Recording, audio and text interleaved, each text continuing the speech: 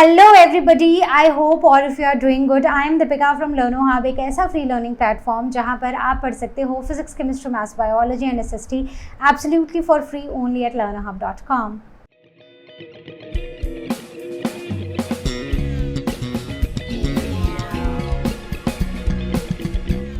तो आज हम शुरू करने जा रहे हैं last chapter of ICSE class 7 history, that is Bhakti and Sufi movements. तो चलो शुरुआत करते हैं एक स्टोरी के साथ। बहुत पुरानी बात है, एक समय था जब लोग अपने धर्म के नाम पर लड़ रहे थे।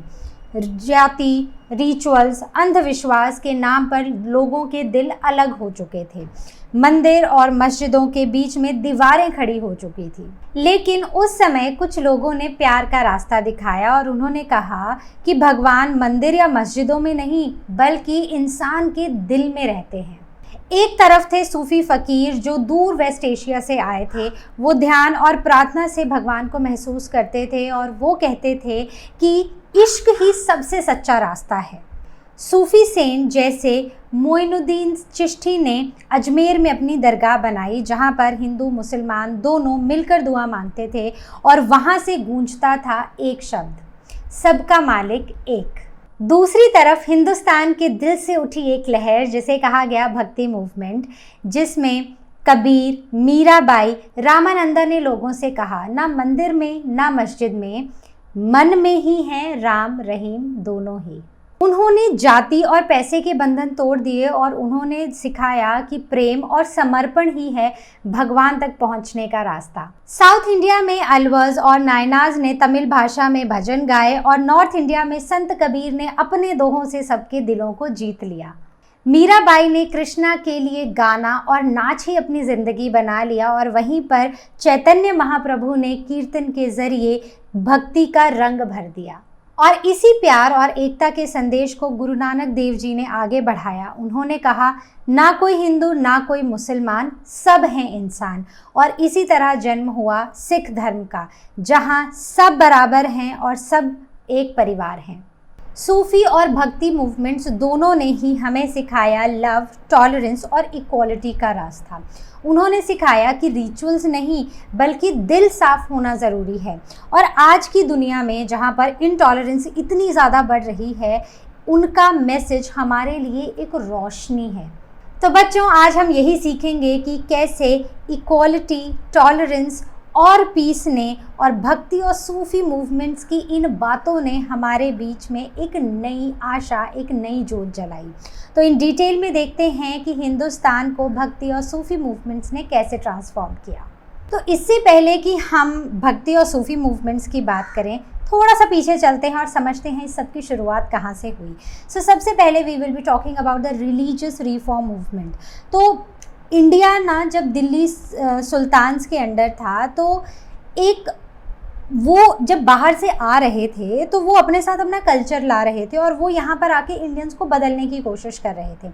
लेकिन उनको ना एक बात समझ आ गई कि इंडियंस अपने कल्चर से बहुत ज़्यादा जुड़े हुए हैं और ये कल्चर हिंदुइज़्म बहुत ही ज़्यादा डीप है, तो इसको बदलना पॉसिबल नहीं है। इसीलिए अब जैसे नदी के दो किनारे एक साथ चलते जाते हैं, आगे बढ़ते जाते हैं, वैसे ही अब ये दो कल्चर्स एक दूसरे के साथ पैरेलली चलना शुरू हुए और चलते चलते अब ये थोड़ा बहुत एक दूसरे के साथ ब्लेंड होने लग गए।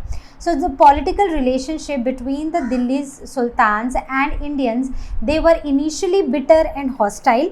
इनिशियली जब इस्लाम आया था तो बहुत बिटर और हॉस्टाइल था, लेकिन बाद में क्योंकि सुल्तान्स रियलाइज कि वो माइनॉरिटी में है, हिंदू कल्चर बहुत ही कल्चरली रिच है, तो अब उन्होंने सोचा कि अगर पीस बनाए रखनी है तो we should not interfere with the Hindus culture.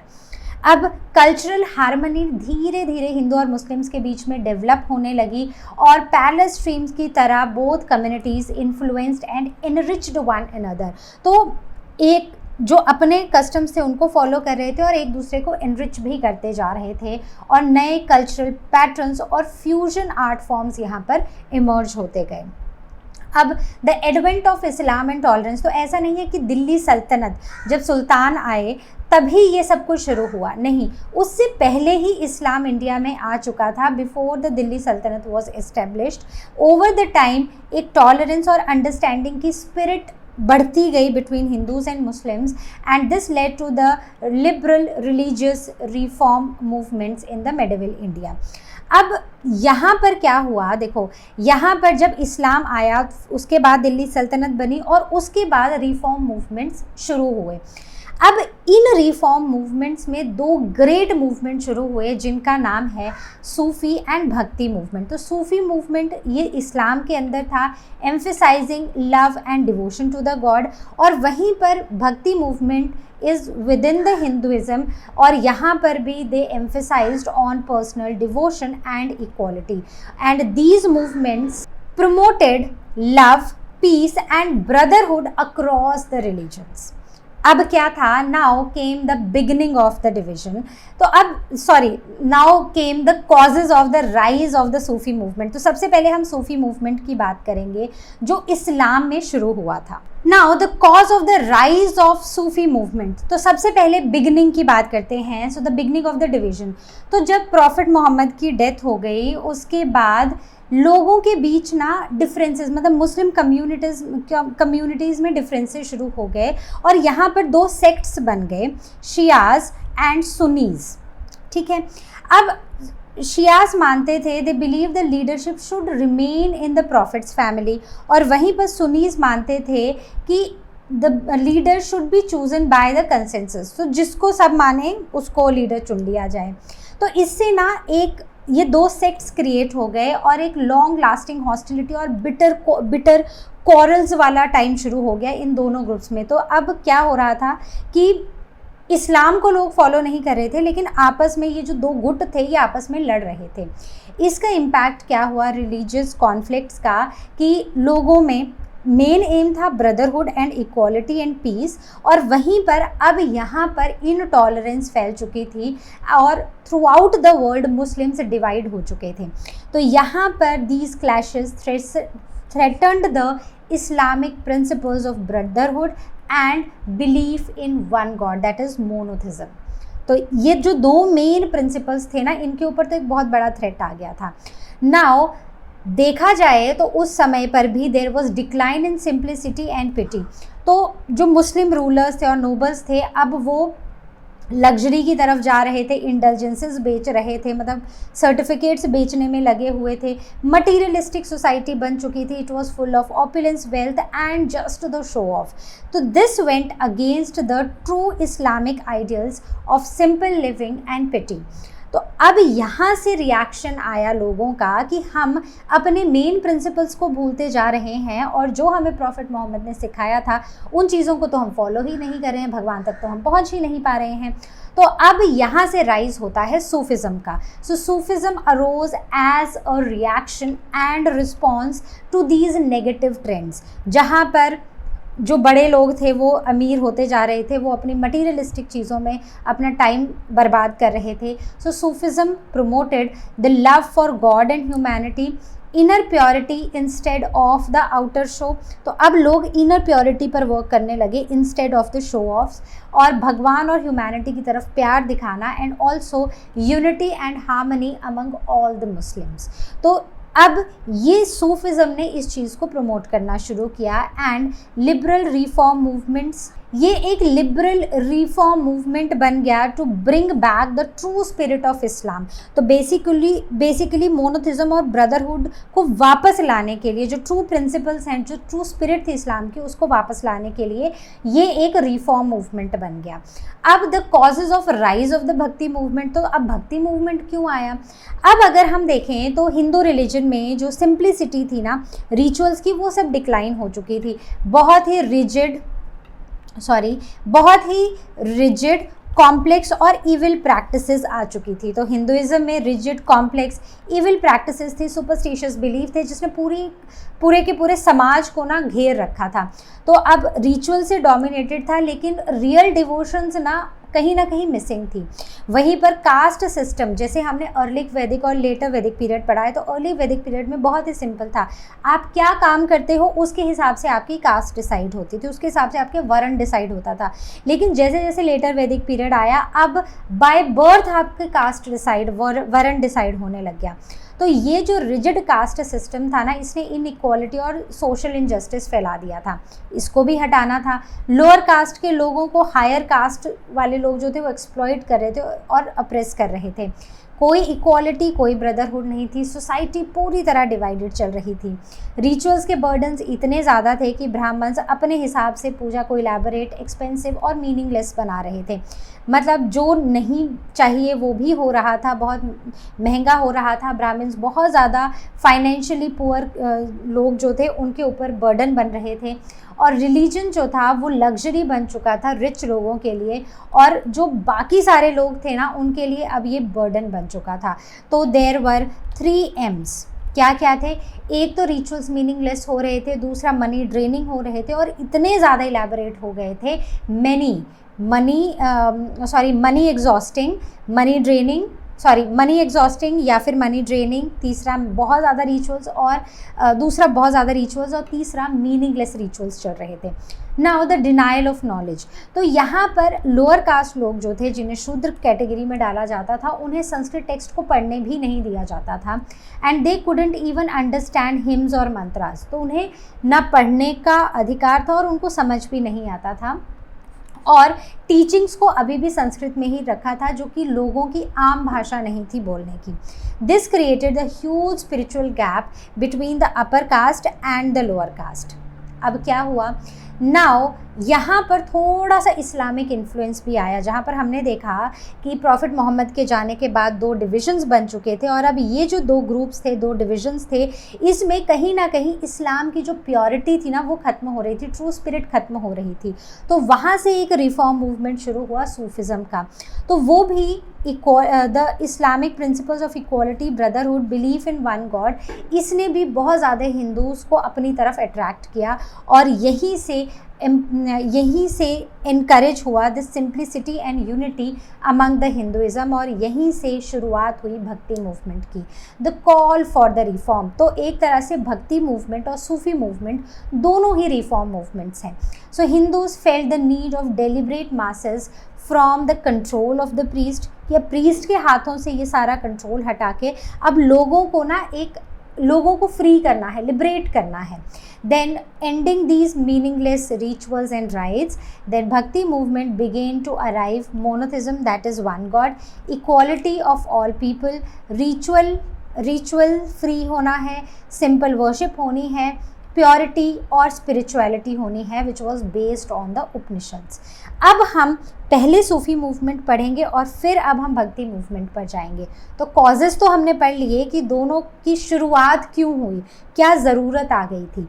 तो अब हुआ क्या क्या, उन सब के बारे में पढ़ते हैं। सबसे पहले बात करते हैं कि हु वर द सूफीज़। तो ये सूफीज़ कौन थे? Sufis basically they were the group of Muslim mystics, और उन्होंने रिलीजियस रिफॉर्म मूवमेंट शुरू किया वेस्ट एशिया में, जहाँ पर वो देख रहे थे कि लोग एक्चुअल मीनिंग को, एक्चुअल मकसद को भूल रहे हैं। So these mystics were the people who seek closeness to the God, और वो भगवान के काफ़ी करीब माने जाते थे, जो प्रेयर से, मेडिटेशन से और लव से भगवान तक पहुंचते थे, भगवान से बातें करते थे। इनका गोल था कि they want to unite with the God spiritually और इनर पीस को अचीव करना, दिस वॉज देयर मेन गोल।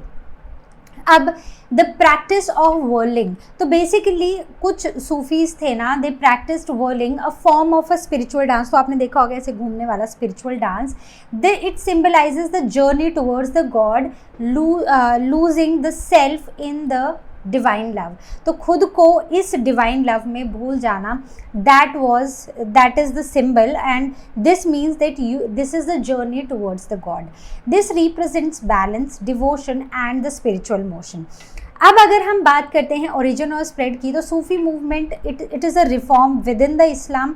तो इस्लाम के अंदर ही एक रिफॉर्म मूवमेंट शुरू हुआ था, और सूफीज ने they were inspired by the teachings of the Quran, and it came to India in the 12th century with the arrival of the Turks. तो जब टर्क्स आए थे ना 12th सेंचुरी में, तब इसका अराइवल हुआ था हमारे देश में। एंड ओवर द टाइम जो भी बुद्धिस्ट और हिंदू इन्फ्लुएंसेस थे ना, वो भी जो अच्छे आइडियाज़ थे वो इन्होंने सब ले लिए, specially the idea of love and simplicity. तो इन्होंने वो सारा कुछ एब्जॉर्ब किया और फिर दे respected both Hindus and Muslims for their tolerance and humanity. तो इस तरह उन्होंने अच्छी अच्छी चीज़ें और रिलीजन से भी एब्जॉर्ब की।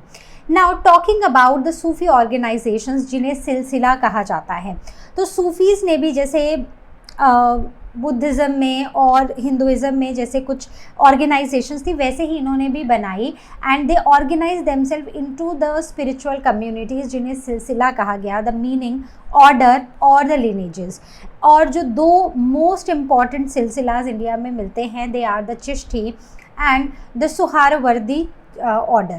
So these groups spread Sufi teachings through their love, service and simplicity. तो ये सूफ़ी लव को स्प्रेड करते हैं, ठीक है। अब जो इम्पोर्टेंट सूफ़ी सेंट हैं वो रहे हैं Moinuddin Chishti, Khwaja Moinuddin Chishti. He was the founder of this Sufi movement और उनकी दरगाह है अजमेर राजस्थान में, which is the major pilgrimage site. और यहाँ पर दोनों हिंदू और मुस्लिम्स जाते हैं, symbolising the love and harmony. अब आगे बढ़ें तो सूफ़ी मूवमेंट की टीचिंग्स की बात करें तो सूफ़ी मूवमेंट की टीचिंग्स कोई बहुत बड़ी बहुत अलग बातें नहीं हैं। These are the simple things that we hear we talk about daily, right, but we forget them in action, I believe. तो यहाँ पर love and devotion, these are the true ways जिससे हम भगवान तक पहुंच सकते हैं। दूसरा, इक्वालिटी ऑफ ऑल ह्यूमन, तो हमें किसी को भी कास्ट, रीजन, रिलीजन के बेसिस पर हमें डिस्क्रिमिनेट नहीं करना है। Second thing. Third thing is inner purity, मतलब रिचुअल्स करने से, फास्टिंग करने से बेटर है कि हम इनर मतलब अंदर से हम प्योर रहें। Fourth, emphasized service to humanity and the universal brotherhood. So this is again very important. Then coming on to the central belief. तो central belief यही है कि there is only one God और हम सभी उस एक भगवान के बच्चे हैं। All human beings are equal, चाहे किसी भी कास्ट, कलर या फिर रीजन के हों या फिर रिलीजन के हों। देन सूफीज़ बिलीव कि ये जो अलग अलग रिलीजन्स हैं ना, जो हम अलग अलग रिलीजन्स फॉलो करते हैं और अलग अलग तरह से प्रे करते हैं, बेसिकली हम अलग अलग रास्तों में चल रहे हैं, लेकिन हम सबका जो एंड गोल है ना वो सेम है। हम एक ही भगवान को अलग अलग तरीक़ों से बस पूज रहे हैं, बस इतना सा है। So every religion deserves respect, बहुत इंपॉर्टेंट। तो मैंने वही बोला ना कि चीज़ें वही हैं, कुछ अलग नहीं पड़ रहे हैं। The only thing is we forget these things while in action. तो हमें ये चीज़ें बस याद रखनी है। Then the true path of God, fast, rituals, ये ज़रूरी नहीं है भगवान तक पहुंचने के लिए, कर लो तो अच्छा है, ज़रूरी नहीं है। प्यार और डिवोशन की हमें ज़रूरत है, ये सबसे ज़्यादा ज़रूरी है अगर हमें उस डिवाइन को एक्सपीरियंस करना है। Then the Sufis value the inner purity over the outward religious act. तो मतलब अंदर से प्योर नहीं हो, बाहर रिचुअल्स कर रहे हो, उसका कोई मतलब नहीं है। Inner purity is the must. Religious harmony, जहाँ पर Sufis did not believe in convergence कि अगर आप हिंदू हो तो मुसलमान बन जाओ फिर अल्लाह को याद करो, या फिर मुसलमान हो तो हिंदू बन जाओ फिर भगवान को याद करो, तो वैसा नहीं है। जो भी है आप अपने रिलीजन में अपने रास्ते चल के आप भगवान तक पहुंच सकते हो, लेकिन लव और डिवोशन बहुत ज़्यादा इम्पॉर्टेंट है। Then they encourage people to be good followers in their own faith, बस अपना फेथ फॉलो करते जाओ प्यार से, प्योरिटी से। The devotee should lead a pure and a disciplined life and Sufis wanted reforms and not change of religion, very important. Now the guidance and devotion, तो हमें ना एक पीर की ज़रूरत है। पीर कौन है? एक गुरु या फिर एक स्पिरिचुअल टीचर जो हमें सही तरीका बता सके। हमें सिर्फ उस एक गुरु की ज़रूरत है। तो आपकी लाइफ में भी कोई ना कोई गुरु होगा, शायद आपके मम्मी, शायद आपके पापा, या फिर कोई और जिन्हें आप और आपके मम्मी पापा फॉलो करते होंगे। तो हमें सिर्फ एक सही गुरु की ज़रूरत है। The relationship between Sufi and the Pir was sacred and it was built on trust, respect and love. और devotees express their love for God through devotional music या फिर कवालीज। और जो कवालीज हैं they helped people feel emotionally and spiritually close to the God. अब अगर हम Sufism के इम्पैक्ट की बात करते हैं ना, तो यहाँ पर ना 3 चीज़ें हमें इन्होंने सिखाई है और वो है टब। तो टब क्या है? Tub is tolerance, unity and brotherhood. तो बस ये टब ही सिखाया है इन्होंने हमें। Liberal and rational ideas of Sufism had a deep impact on the rulers and the common people। तो जो भी रूलर्स थे, कॉमन पीपल थे, उनके ऊपर बहुत ही डीप इम्पैक्ट पड़ा था। इन्होंने रिलीजियस टॉलरेंस, यूनिवर्सल ब्रदरहुड को प्रमोट किया और साथ ही साथ हिंदूज और मुस्लिम्स को और पास लेकर आए closer in the social and the cultural life. अब हम चलते हैं भक्ति मूवमेंट्स की तरफ। शुरुआत करते हैं भक्ति मूवमेंट के मीनिंग और ओरिजिन की। भक्ति का मतलब होता है डिवोशन टू द गॉड। तो भक्ति मूवमेंट जो है, it was the reform movement with in the Hinduism and it began in south India during the 7th century CE। मतलब कि जब टर्क्स आए भी नहीं थे ना, उससे पहले से ही ये भक्ति मूवमेंट शुरू हो चुका था and it became very popular even उनके आने से पहले। अब इंस्पिरेशन की बात करें और सोर्सेज की बात करें तो भक्ति सेंट्स जो थे उन्होंने अपनी इंस्पिरेशन ली थी उपनिषद से, which teach the inner realization of the God, और दूसरा भगवद गीता से which emphasize on the duty and devotion। So teachings were highlighted in the form of क्या थी मेन teachings? मोनोथिज्म मतलब भगवान एक, equality of all people and ritual free worship. तो इस पे फोकस किया था। अब हम भक्ति मूवमेंट में के एम्स और इम्पैक्ट्स की बात करें तो इनका मेन एम था यूनिवर्सल ब्रदरहुड को स्प्रेड करना, respect for all religions and love and devotion as a true worship. So this encouraged harmonious coexistence between Hindus and Muslims. तो बेसिकली हिंदूज और मुस्लिम्स के दोनों ही रिलीजन्स में same time पर एक रिफॉर्म आया था जिसमें एक में हम टब ले रहे थे और इसमें हम ले रहे थे। तो ये था टॉलरेंस, यूनिटी, ब्रदरहुड। और यहाँ पर क्या था? यहाँ पर था harmony, unity and this was mutual respect. ठीक है, तो एक में टब चल रहा था और एक में हम चल रहा था। अब को टीचिंग्स की बात करें तो को टीचिंग्स हमें यही बताती है कि भगवान एक है और हम सब उसके बच्चे हैं और हम सब उसके सामने इक्वल हैं। Love, devotion and surrender is important, not the rituals. Love, surrender, devotion ही हमें भगवान के पास लेकर जाएगा। देन आइडल वर्शिप और मीनिंगलेस राइट्स ज़रूरी नहीं है। Then everyone should lead a pure, simple and honest life। तो ये मेन टीचिंग्स, ये को टीचिंग्स रही हैं भक्ति मूवमेंट की। अब यहाँ पर ना बड़े ही ग्रेट रिफॉर्मर्स थे भक्ति मूवमेंट्स में, जैसे कि रामानंदा, कबीर, गुरु नानक देव जी, चैतन्य महाप्रभु, मीराबाई, अलवर्स एंड नायनार्स एंड शंकरा जनेश्वरा। तो इन सब के बारे में ना हम थोड़ा थोड़ा पढ़ने वाले हैं। So we will start with saint Ramananda. तो सबसे पहले सेंट रामानंदा, तो ये नॉर्थ इंडिया में रहते थे and he strongly oppose the caste system. तो किसने क्या अपोज किया है पता होना चाहिए। इन्होंने हर एक कास्ट के इंसान को, चाहे वो बार्बर है, कोई मुस्लिम है या फिर कोई लेदर का काम करता है, सबको अपना डिसाइपल बनाया और उन्होंने कहा कि भगवान के लिए हम सब इक्वल हैं और हम सब भगवान के बच्चे हैं।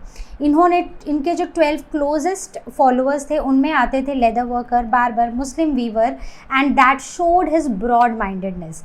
अब जो सेंट रामानंदा थे इन्होंने डिवोशन और इक्वालिटी के ऊपर एम्फेसिस डाला और उन्होंने बोला कि यही ट्रू एसेंस है किसी भी रिलीजन का। Now talking about the saint Kabir, तो संत कबीर दास जी जो थे उन्होंने हमें सिखाया दैट गॉड इज़ वन, जिसे हम ईश्वर, अल्लाह, राम, रहीम सब कुछ बोलते हैं, है एक ही है भगवान।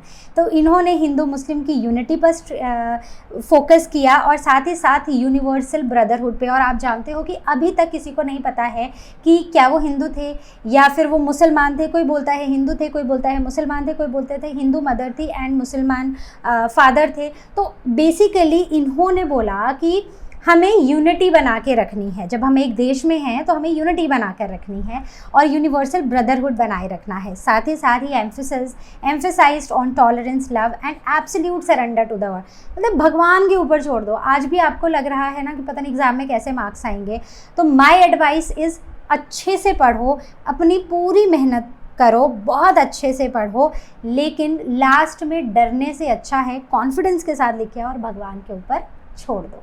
बात समझे। संत Kabir denounced the caste system, rituals and the ideal worship. तो इन सबको इन्होंने बोला कि ये कुछ ज़रूरत नहीं है।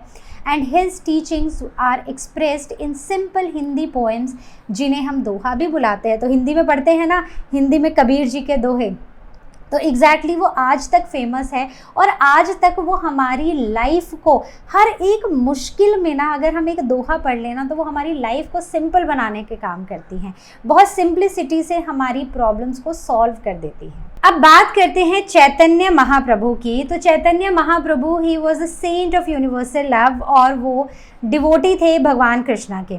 तो वो ना पूरे इंडिया में ट्रैवल करते थे and he was spreading the message of universal brotherhood. और उनका मानना था कि लव, डिवोशन, डांस और सॉन्ग्स के थ्रू ना आप भगवान की प्रेजेंस को फील कर सकते हो। और उन्होंने रिचुअल, सेरेमनी सबको कंडेम किया और साथ ही opposed the domination of priest in the religion. उनका मानना था कि आपको और भगवान के बीच में कोई नहीं आ सकता, मतलब कोई माध्यम नहीं है जो आपको भगवान के पास पहुंचाएगा। आपका प्यार और विश्वास ही आपको भगवान के पास पहुंचाएगा। Now the essence of Chaitanya's teaching, so he preached the love for God unites all people.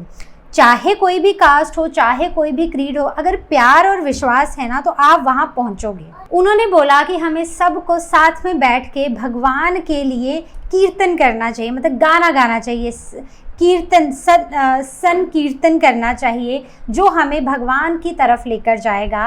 And his followers considered him the, एक तरह से उनका अवतार मानते थे भगवान कृष्ण का। अब बात करते हैं मीराबाई की। So he was a Rajput princess, और उनका भी, she was a devotee of lord Krishna. उन्होंने अपना प्यार और डिवोशन अपने गानों के थ्रू दिखाया था, थ्रू जिन्हें भजन्स बुलाते हैं। और हर songs they were full of emotion, surrender and they were longing for the God. आगे बात करें तो उन्होंने अपनी पूरी लाइफ सिंगिंग और डांसिंग में बिता दी, in the love, in the devotion of Krishna and living among her devotees. ठीक है, तो मीराबाई जो थी वो म्यूज़िक और कृष्ण भगवान, बस यही था। भगवान के लिए डांस करना, भगवान के लिए गाना गाना, बस यही उनकी लाइफ थी। अब अगर हम इनके मैसेज की बात करें तो she rejected the worldly leisures. Although वो राजपूत प्रिंसेस थी, लेकिन उन्होंने हर तरह की लग्जरी को रिजेक्ट कर लिया। इवन रॉयल लाइफ में भी उन्होंने लव के रास्ते को चुना।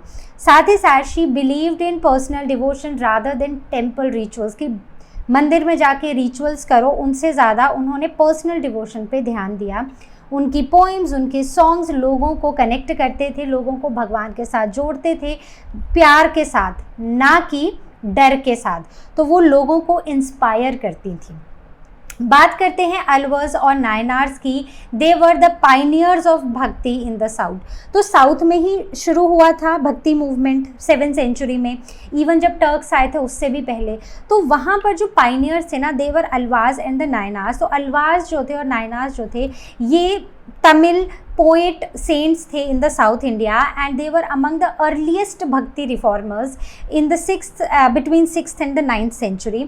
And both the groups used poetry and music. तो इन्होंने भी पोइट्री और म्यूज़िक का साथ लिया डिवोशन को, के मैसेज को स्प्रेड करने के लिए, लोगों तक पहुंचाने के लिए।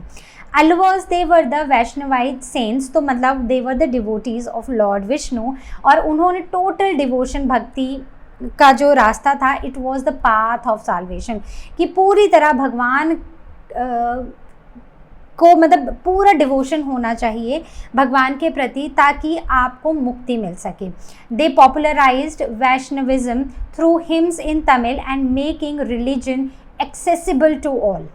ठीक है, और इनके जो डिवोशनल सॉन्ग्स थे, they were collected in Divya Prabandham. Correct.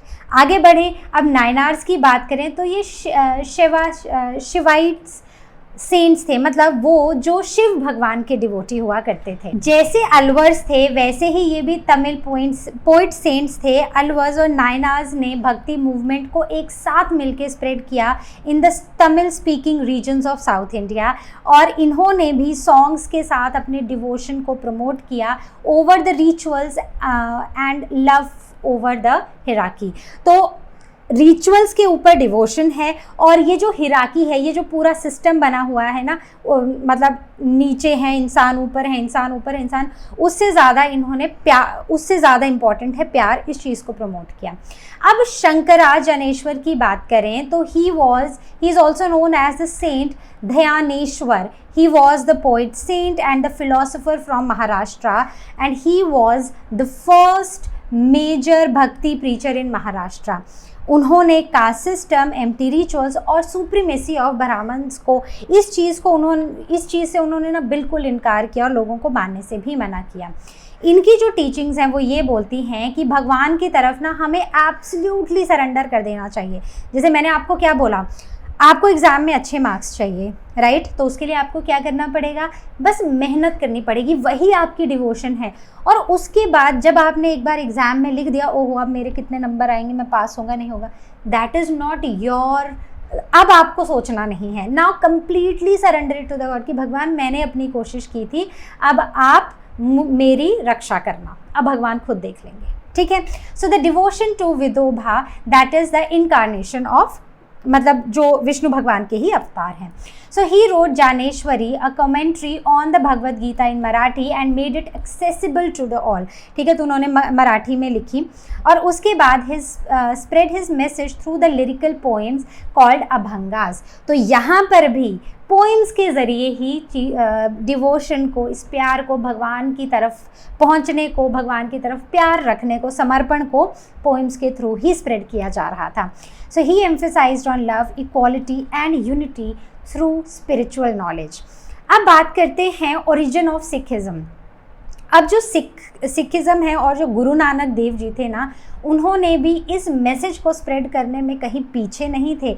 Guru Nanak Dev ji is said to be the founder of Sikhism. He was born in 1469 CE, और जैसे कबीर थे, he was also influenced by both Buddhism and Islam. तो वो भी इस्लाम और बुद्धिज़्म दोनों से ही इन्फ्लुएंस्ड थे, and he combined the best elements of both the faiths, और उससे एक इंडिपेंडेंट रिलीजन बना लिया जिसे बुलाया गया सिखिज़म।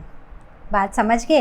तो जैसे संत कबीर थे, ना मैं हिंदू ना मैं मुसलमान, ये बात संत कबीर जी ने ही कही है। तो ना मैं हिंदू ना मैं मुसलमान, वैसे ही सिख गुरु जो थे, गुरु नानक देव जी जो थे, उन्होंने भी हिंदू और मुसलमान दोनों की बेस्ट एलिमेंट्स निकाले, और उससे उन्होंने एक नया रिलीजन, नया फेथ बनाया जिसे बुलाया गया सिखिज़म। बात क्लियर हो गई? अब 17th सेंचुरी CE में ना it was widely accepted, specially in Punjab. तो ये वाइडली एक्सेप्ट हो गया था पंजाब में। उसके बाद जो कोर टीचिंग्स हैं गुरु नानक देव जी की, अगर हम उसकी बात करें, so there is only one God and he is the creator of the universe, पहली बात। दूसरी, सारे लोग इक्वल हैं, कोई भी कास्ट है, कोई भी रीजन है, कोई भी रिलीजन है, कोई भी जेंडर है, कोई डिफरेंस नहीं है। तीसरी बात, कास्ट सिस्टम को रिजेक्ट किया। चौथी बात, emphasized universal brotherhood and the honest living. Next, thought that the ideal worship and rituals are unnecessary. तो ये जो आइडियल वर्शिप है, ये जो रिचुअल्स है ना, ये टोटली अननेसेसरी हैं, और भगवान हर किसी के अंदर बसा हुआ है। और एक ट्रू सिख जो होता है, he must live by truth, kindness and purity. तो ये बात गुरु नानक देव जी ने कही। अब what was the role of the guru? Guru का role, guru is the centre to the Sikh religion. Sikh मतलब डिसाइपल, गुरुमत मतलब गुरु की जो डॉक्ट्रीन है। तो God is the original Guru, and Guru Nanak Dev ji is his chosen disciple, ये माना जाता है। तो भगवान जो है ना, वो ओरिजिनल गुरु हैं, और उनके जो शिष्य हैं, तो ये शिष्य गुरु नानक देव जी हैं, जो लोगों में टीचिंग्स, भगवान की बातें पहुंचा रहे हैं। So there were total 10 Sikh gurus, and the last Guru was the Guru Gobind Singh ji, gave the authority to the holy book Guru Granth Sahib. तो 10 गुरु, ठीक है, 10 गुरुज वर देयर, एक ग्रंथ, और उनका मानना था कि सिर्फ एक ही भगवान। सो 3 Gs, 3 not 2, 3 Gs, ओके ना। गुरु ग्रंथ साहिब की बात करें तो ओरिजिनली आदि ग्रंथ बोला जाता है। इसमें इस ग्रंथ में बेसिकली ये जो 10 गुरुज थे, 10 सिख गुरुज थे, इन सब की टीचिंग्स लिखी गई हैं and it was written in Gurmukhi script compiled by Guru Arjan Dev ji and it was served as the eternal Guru for the Sikhs, a guide for life and worship. जिंदगी कैसे जीनी है और वर्शिप कैसे करना है, इसकी अल्टीमेट गाइड है ये। अब आगे बात करें the 5 Ks, the symbol of Sikhism.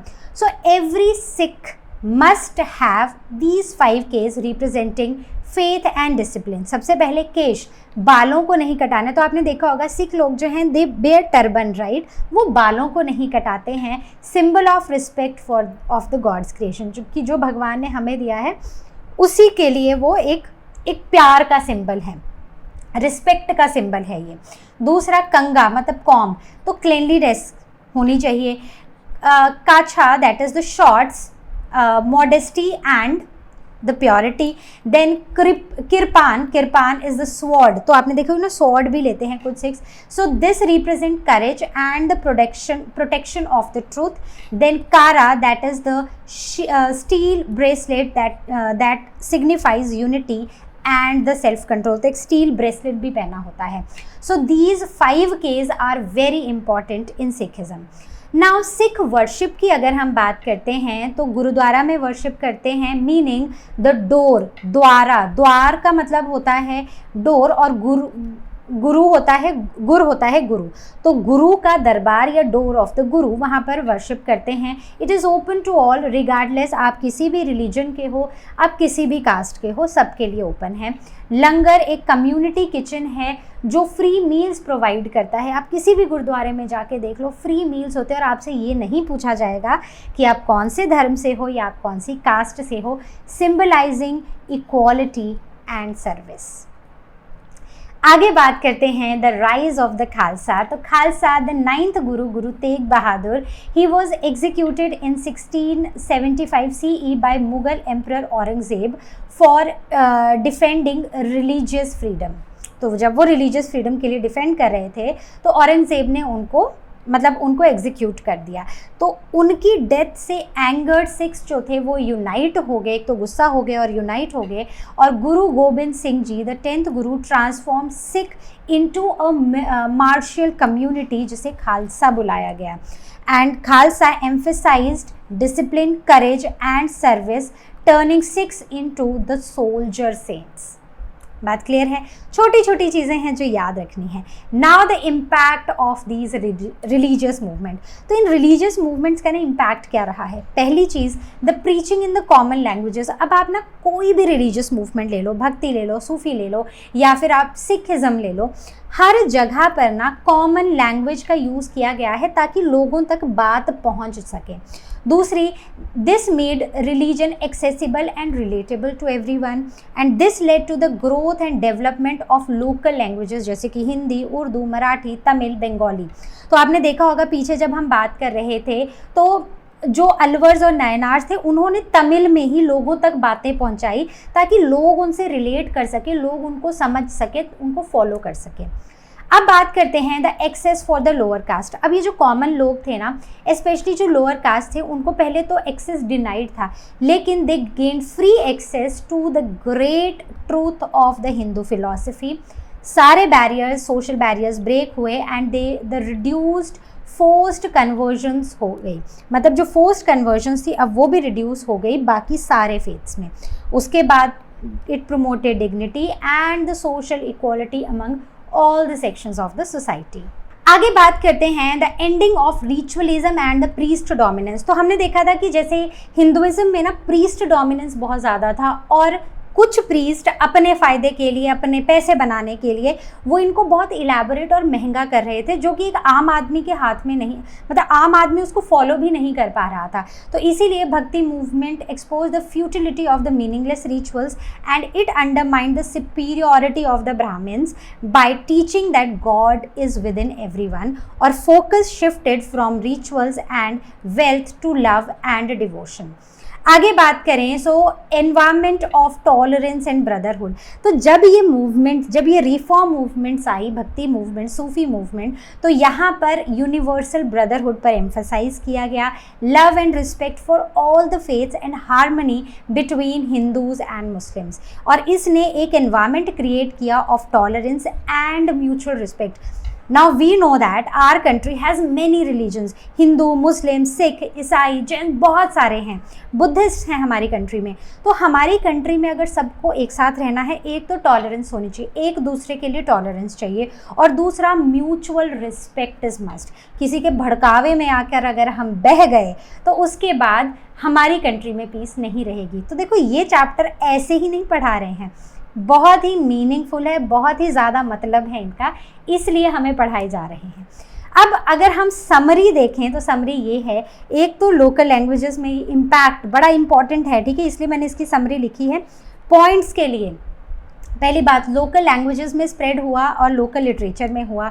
Equality और inclusion of lower caste, equality आई और लोअर कास्ट को भी इंक्लूड किया गया। देन रिचुअल्स को और प्रीस्टली डोमिनेंस को रिजेक्ट किया गया।